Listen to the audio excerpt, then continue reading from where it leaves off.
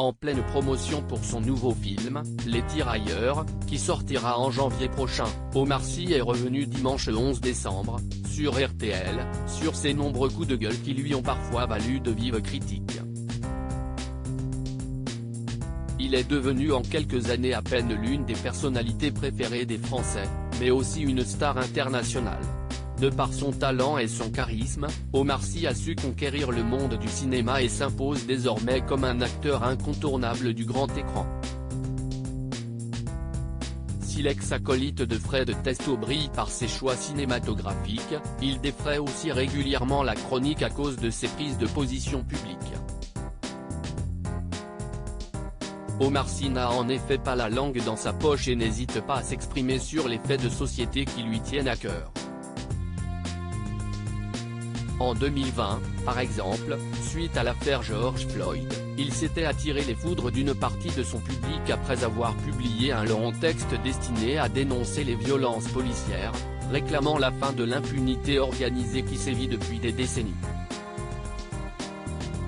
Il a également fait l'objet de nombreux clashs avec Éric Zemmour, au point de réagir de manière très virulente lorsqu'on évoque avec lui le politicien.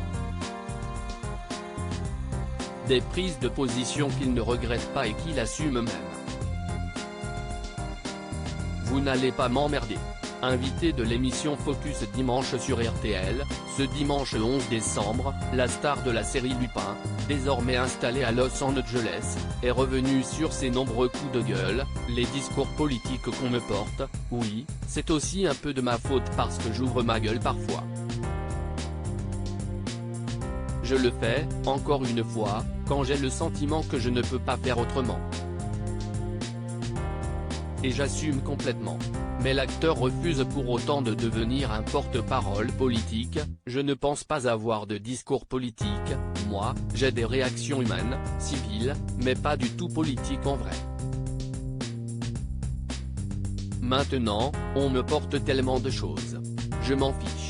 Et malgré les polémiques, Omar Sy ne compte pas se censurer, je m'exprime quand j'ai besoin de m'exprimer, quand j'en ai envie, quand j'estime que c'est juste et valable. Le reste, je l'ai dit et je le redis, j'ai bientôt 45 ans, vous n'allez pas m'emmerder. Je m'en fiche. Je m'en contrefiche. Voilà qui a le mérite d'être clair.